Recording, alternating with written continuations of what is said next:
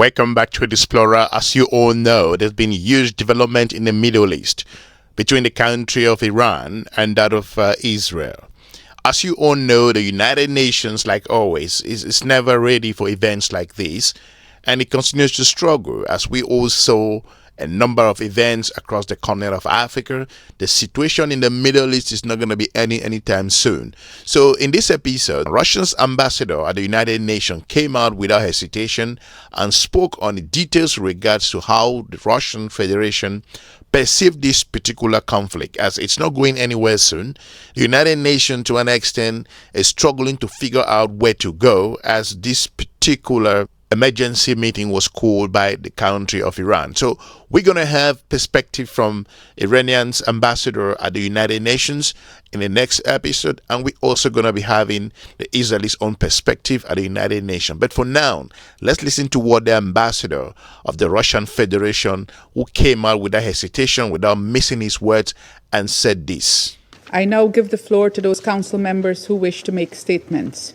I give the floor to the representative of the Russian Federation. Madam President, we would like to thank the Under-Secretary General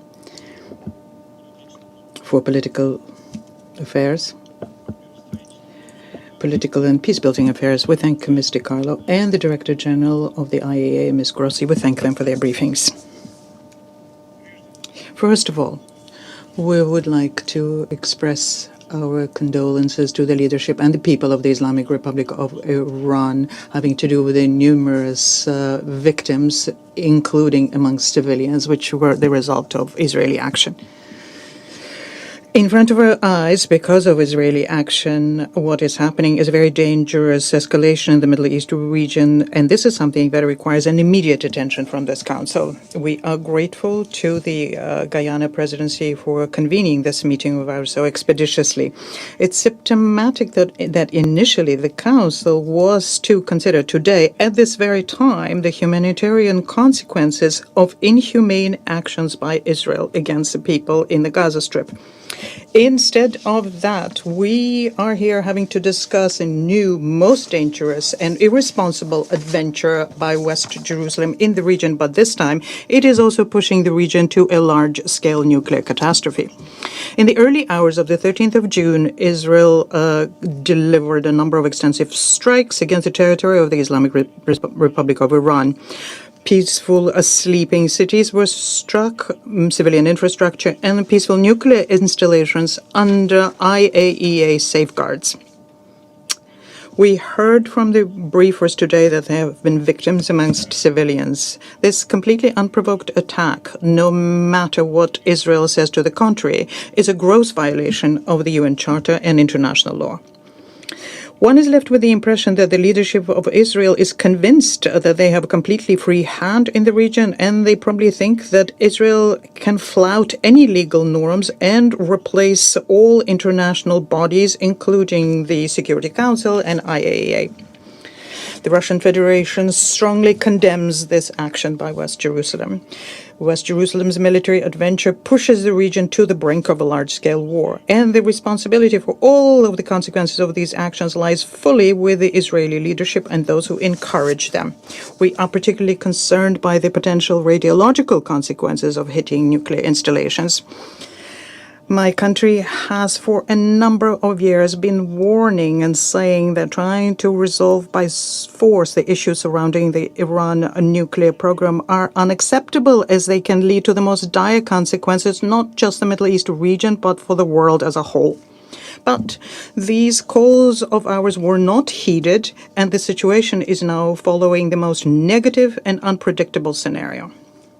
Madam President, Israeli actions are aimed at undermining the various negotiating efforts underway now, the efforts to lower the tensions surrounding Iran's peaceful nuclear program. The whole world is looking with hope for the outcome of yet another round of indirect contacts between Iran and the United States, and they were planned for the 15th of June. Israel decided to preempt this in the way they deemed necessary and started bombing the nuclear and energy infrastructure in Iran, showing this way their contempt for laws, norms, agreements, rules, everything that is the basis for a civilized interaction between states. But the responsibility for what happened is not just with the state of Israel, but also on its closest allies.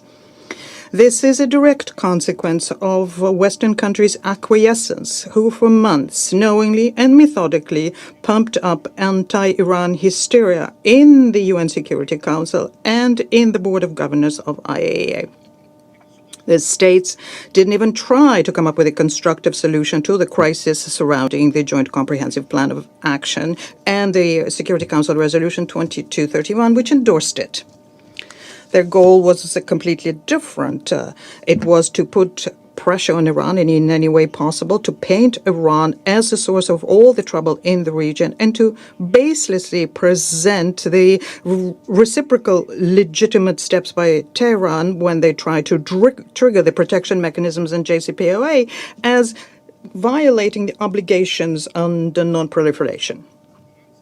The Iranians took this for years and did not reject interacting with IAEA, nor did move away from a dialogue so as to find negotiated solutions. I would like to recall here, and this is of principal importance now, that all of the issues having to do with JCPOA began when the United States unilaterally left the nuclear deal in 2018.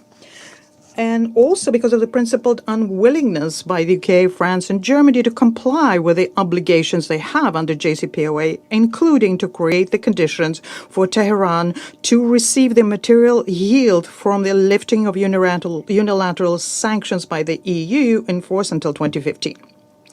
And later, they even went so far as to resume unilateral sanctions, which runs counter to Article 25 of the Charter. The European Union also joined in with pressure, disregarding thus their duty of impartial coordinator of the joint JCPOA Commission. The most egregious example was what happened in Vienna yesterday. Yet another biased and divorced from reality resolution passed by the Board of Governors of IAEA, which talks about some trumped-up threat to international peace and security from the Iran nuclear program. And this happened despite the fact that Iran is strictly complying with its obligations under NPT and under the Comprehensive Safeguards Agreements, and despite the fact that Iran remains the most inspected IAEA states, and the reports of IAEA Secretariat state clearly that there is no non-proliferation risk. In other words, the Western participants to the JCPOA have been doing everything to fuel the escalation and essentially incited it. They artificially created tension and international platforms, and this only provided Israel with additional impetus for radical steps and created the feeling of impunity with Israel. In the context of the current strikes by Israel, what we noticed is the information mass media about the fact that there was likely coordination between Israel and British special services. Immediately after the Israeli strikes, they sheltered the Israeli aviation, which participated in the strikes, in their bases in Cyprus.